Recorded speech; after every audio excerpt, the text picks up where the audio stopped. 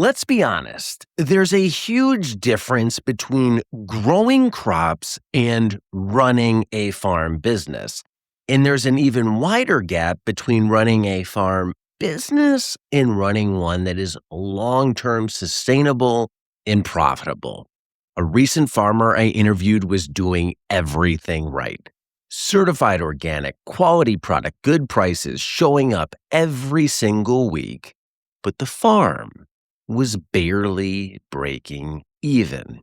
3 years of work, cash neutral, not losing money, but not making it either, that dreaded treading water stage. Then it all changed when he moved to a different town. Same farmer, same crops, same methods. First year in a new market, he went from $247 on his opening day to $1,500 market days by peak season. Within 5 years, he was grossing over $200,000. Nothing about his farming changed, but everything about his positioning of his farm business did. Today, it's 6 lessons on how to stop competing and start standing out. Welcome to Modern Grower. I'm Diego Diegeo. Let's get into it.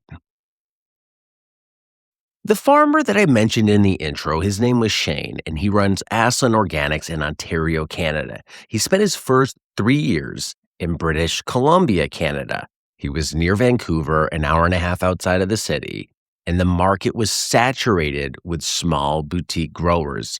He was one of 4 certified organic operations at his farmer's market. Some of his competitors have been there for over 25 years. Hint, they were established. He was the new guy. He could grow. He was a good farmer. He could sell, but he wasn't unique. And his words were blunt. He was just another farmer.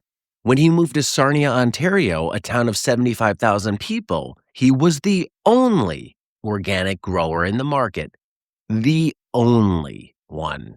Nobody there had ever seen salad turnips. Nobody was selling a wellness blend or fresh arugula. First-generation Italians were showing up at his market booth saying they hadn't seen arugula like that in years.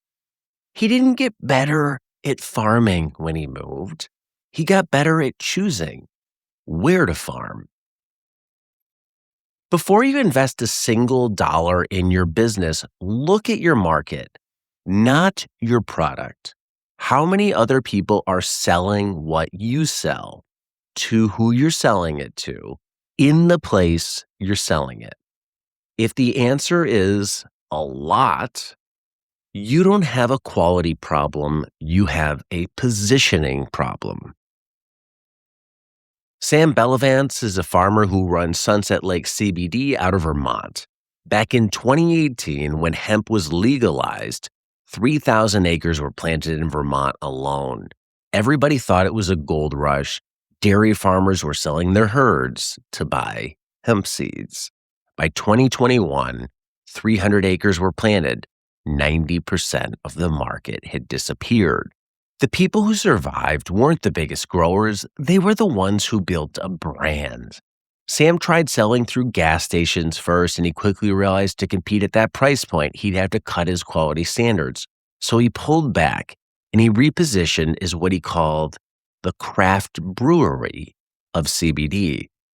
Full source traceability, every product comes from his farm. He advertises on podcasts and local NPR. His target customer is 35 to 65 years old, quality conscious, and willing to pay a premium for a product that they trust.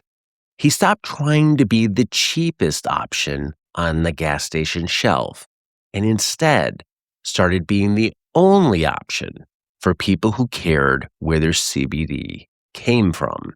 This lesson isn't about CBD. It's about what happens in a market when the rush ends and the only businesses left standing are the ones that give people a reason to choose them specifically. Farmer Corinna Bench runs a 425-member CSA, and when I asked her on the podcast about her customer base, she said something that I didn't expect. She said that most farmers are focused on the wrong question. They're asking, how do I get more customers? When they should be asking, how do I take better care of the customers that I already have? Her approach starts with what she calls the perfect client.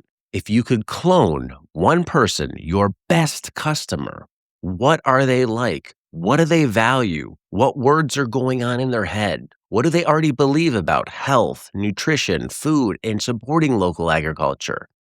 Then you build all of your content, all of your messaging, all of your marketing around attracting that exact person. And here's the part that makes the most people uncomfortable. She said it clearly. Not everyone is going to stay in that funnel, but that's okay. The people who fall away probably aren't your perfect client. Differentiation isn't just about who you attract. It's about being willing to let the wrong customers leave and have the strength to tell the wrong people, we're not for you. Let's do a business breakdown. The math. Corinna's CSA has 425 members. She doesn't need thousands.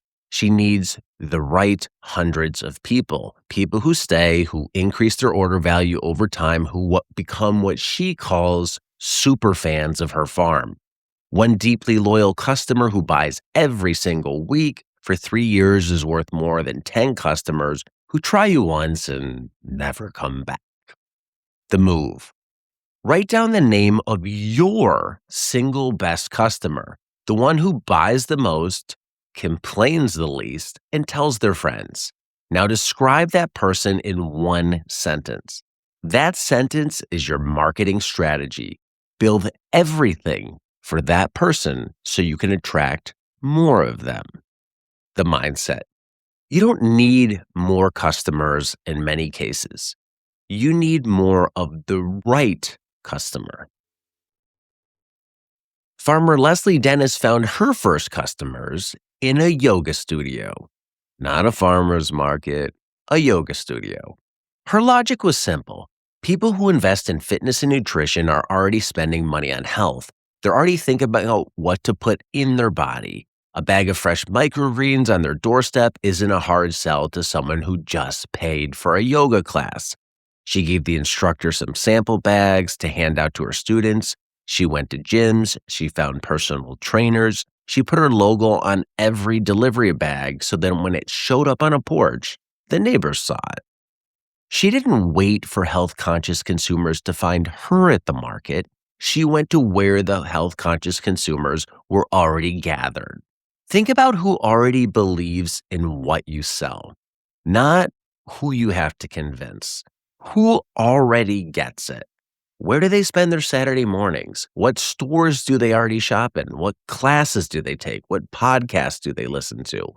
And that is where your marketing starts, not on an Instagram post and a prayer. Kevin Espiritu built one of the largest gardening brands on the internet, and the first decision he made was what to name the company. He looked at the gardening space and saw soft, flowery brands everywhere. Gentle fonts, pastel colors, everything felt the same. So he called his company Epic Gardening. The name is a positioning statement. It says, this isn't your grandmother's garden club. It reframed how people think about gardening before they consumed a single piece of his content.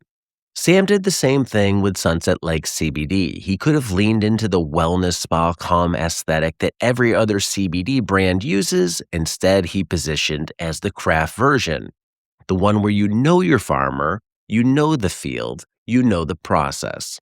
Same product, category, completely different framing. You don't have to invent a new product. You might just need to put a new frame around what you already have. And I've heard many farmers talk about this, calling a bag of greens a braising mix or a wellness mix, or calling some cabbage with holes in it holy cabbage. You're not changing the product. You're changing the perception of that product in the customer's mind by how you frame it. Business owner Bill Brinkerhoff at the Argus Farm Stop in Ann Arbor, Michigan, told me something that changed how I think about competition. He said that for every person who makes it to the Saturday farmers market, there are probably 20 to 30 or 40 others who would have bought local food if it was easier. 20 to 40 times the visible demand. Not people who don't want local food, people who can't make it work on Saturday morning. Bill's solution was to open a store that was open every day, but the principle applies to any business. Most of your competition is fighting over the same customers in the same place at the same time. That Saturday farmers market, the Instagram feed, the Google search result. What if the differentiation isn't your product at all? What if it's when you sell, where you sell, how you sell? Online ordering, weekly pickup, delivery routes, the self-serve farm stand that's open while you're still in the field. You might not need a better product. You might just need to make it easier for people to buy your product from you. 6 lessons. Pick your market before you pick your crops. Shane went from invisible to irreplaceable by changing zip codes, not methods. Build the brand before the gold rush ends. Sam survived a 90% market collapse because he gave a reason for people to choose him. Know exactly who you're for. Corinna doesn't need thousands of customers. She needed to find the right hundreds. Go where your people already are. Leslie Dennis focused on customers in yoga studios, not at farmers markets. Reframe the category. Kevin and Sam didn't make better products. They made different frames. Differentiate on access, not just on product. Bill found 40 times the demand just by being open on Tuesday. None of these farmers or business owners necessarily did anything much better than their competition. They just made it easier for the right people to find them and choose them. Use this information because it's a great tool to build a farm business, not just a farm. Thanks for watching. If you enjoyed this video, drop a comment below, hit subscribe, hit like. All those things really do help. And thanks for watching. Until next time, be nice, be thankful, and do the work.